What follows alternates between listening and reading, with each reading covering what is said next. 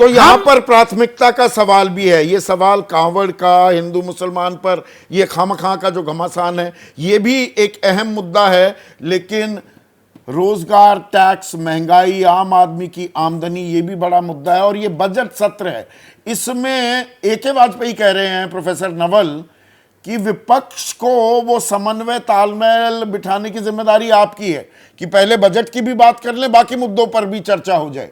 या शोर शराबे में ना खुदा ही मिला, ना विसाले सनम, ना इधर के रहे ना उधर के रहे, ऐसा तो नहीं हो जाएगा। संदीप जी, देखिए, समय बदल चुका है और ये पूरा देश जानता है, और वाजपेयी जी भी जानते हैं कि जो सबका साथ, सबका विकास, सबका विश्वास का जो झूठा युग था, वो अंत हो चुका है। मोदी सरकार का अंत हो चुका है। अब ये सरकार जो है NDA सरकार की है। फर्क केवल इतना है कि जो इसमें घटक दल हैं, उनके पास हिम्मत नहीं है, कंप्रोमाइज कर रहे हैं, और क्यों कर रहे हैं वो वही जानते होंगे। अदरवाइज तो जो मुद्दा है बहुत गंभीर है। आप 2024 के पहले भी जो 2 चुनाव लड़े, उसमें आपने हिंदू मुसलमान किया। प्रधानमंत्री के मुंह से यह बात निकली, जहां पर हर तरह के बांटने वाले शब्द निकाले गए। अब अगर ये बात हो रही है और उसपे कोई बात केवल टिप्पणी देकर अगर घटक दल ये मानता है कि उसका बात मान जाएगा, तो ये मोदी सरकार को, जो पहले भूतपूर्व मोदी सरकार थी, उसको आदत नहीं है। जब तक देखिए, जातीय जनगणना का सवाल जब उठा, और बिहार को अगर खासकर आप देखिएगा, तो जब तक नीतीश कुमार ने उस पर स्टैंड नहीं लिया, जब तक RJD ने उस पर स्टैंड नहीं लिया, तब तक वो हुआ नहीं।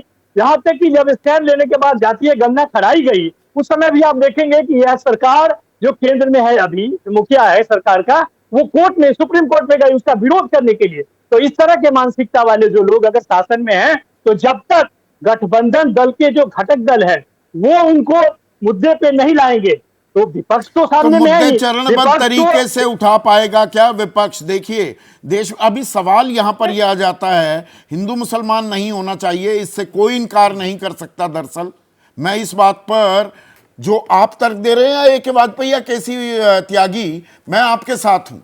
पर आज की तारीख में देश की प्राथमिकता क्या होगी? एक युवा वर्ग है, 42.3%, 18 से 24 साल वाला युवा बेरोजगार है। किसान 27 रुपए प्रतिदिन विशुद्ध किसानी से कमा रहा है। 5वीं सबसे बड़ी अर्थव्यवस्था हम है, सबसे तेजी से विकास दर हो रहा है, लेकिन प्रति व्यक्ति आय 142वें नंबर पर है।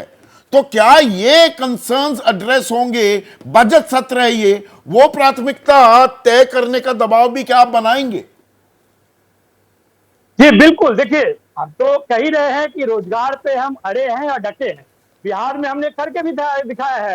लेकिन जो घटक दल में नीतीश कुमार जी है, वो तो नौकरी देने वाले सरकार को छोड़ के भाग गए, कारण भी नहीं बताए पूरे देश को कि आखिर छोड़ करके भागे। तो मैं सिर्फ इसी तरफ इशारा करना चाहता हूँ कि ये जो विशेष राज्य का दर्जा है, जब राज्य का बंटवारा हुआ, विभाजन हुआ, बिहार और झारखंड हुआ, तब भी वाजपेयी सरकार थी उस समय। तो बिहार के प्रथम महिला मुख्यमंत्री राबड़ी देवी ने इसका मुद्दा उठाया था। ऐसा लोग मानते हैं कि नीतीश कुमार ने अंदर ही अंदर उसका विरोध करके रुकवाया। लगातार 2005 के बाद विशेष राज्य का दर्जा नहीं मिलने वाला, ये आप भी जानते हैं, ये JDU भी जानती है, TDP समझ गई, इसलिए बोल ही नहीं रही। 250 लाख करोड़ का कर्ज चढ़ा हुआ है देश पर, विशेष राज्य का दर्जा कैसे मिल जाएगा? संदीप जी, जातीय जनगणना भी नहीं होने वाले कैटेगरी में ही था, हुआ कि नहीं? जब तक उस पर राजनीतिक विचार नहीं बनेगा, जब तक जो घटक दल है उस पर स्टैंड नहीं लेंगे, दोनों मुख्यमंत्री आज जो घटक दल में है, वो चाहे नीतीश कुमार हो या चंद्रबाबू नायडू है, लॉन्गेस्ट सर्विंग चीफ मिनिस्टर है ये।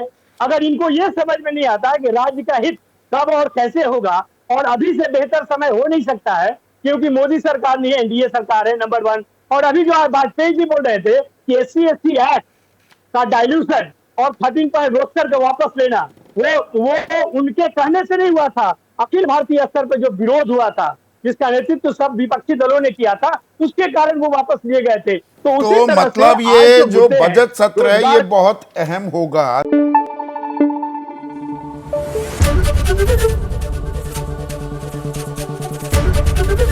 ABP न्यूज आपको रखे आगे।